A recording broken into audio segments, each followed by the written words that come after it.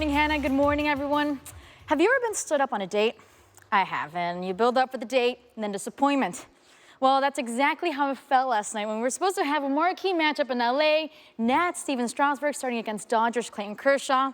Yeah, that didn't happen. Strasburg was scratched from his scheduled start with an upper back strain, but in this case, we still had a ball game, and Kershaw, too. Just the second time all season that the Giants, Nationals, and Cubs all lost on the same day. But despite the loss for San Francisco and the win for the Dodgers, the Giants still hold a 5.5 game lead in the NL West standings. And for more on what's going on in baseball, we're going to send it back to you, Hannah. To meet that guy. All the time. Come on. All right, let's move. And helping us here to make sense of this, or what could happen, is ESPN NBA front office insider Tom Penn.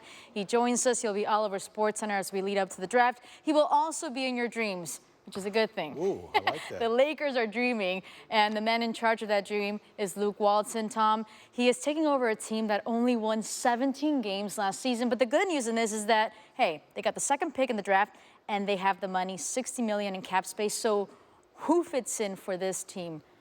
Say it again, $60 million in cap. That's going to be fun to see what pieces to the puzzle do end up in LA. And TP is going to be back with us in a second as we look ahead to NBA free agency. Thanks, Tom. Guys? Hey, welcome back to SportsCenter AM. Monday morning, it is 7:49. Good to have Mike Golic Jr. here with us. And it's a celebration for people in Cleveland, but people from Cleveland. I know how your house is. We ran in to your father this morning, and it was a touching moment there. What was the reaction now? For families everywhere, it's such a generational thing with Cleveland fans that families, fathers and sons on Father's Day, you can't script it. Ohioans, but that's why you're here. So you mentioned LeBron. No, you mentioned LeBron. Where does he sit with you? Does last night forgive the decision?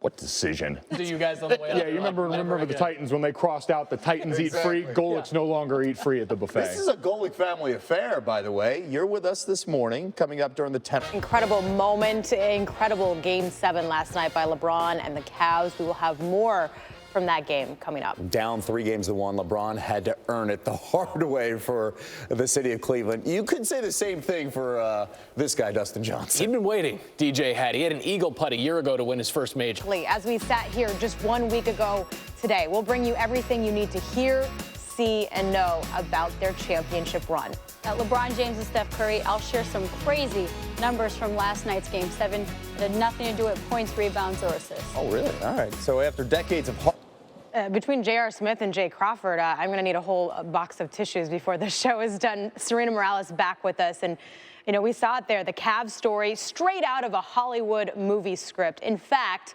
maybe a throwback to the movie Major League, which featured another Cleveland sports team. The Cavaliers, similar to that team, had a little extra motivation going on in the locker room, Serena. This one that didn't include the removal of clothing. The Cavs, against the odds, making NBA history. It's puzzling.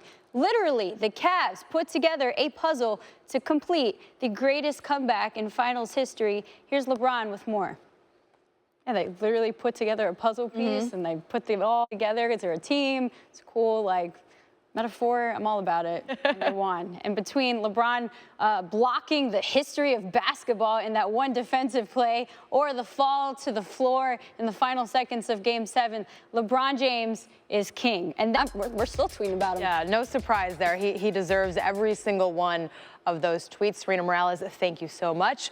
We will continue our talk of this Cavs title when SportsCenter AM. Say to you that really since he came out of high school, to your point, he has been able to tune out all of that chatter and achieve what he has done, and in such a singular way in terms of how he has made his decisions, really without regard to any critics or anyone else write about. No, it is. And again, everybody thinks Chicago, if the Cubs win, it will be bigger. No, it will not. So Cleveland has had, that's exactly right, the Blackhawks. Yeah.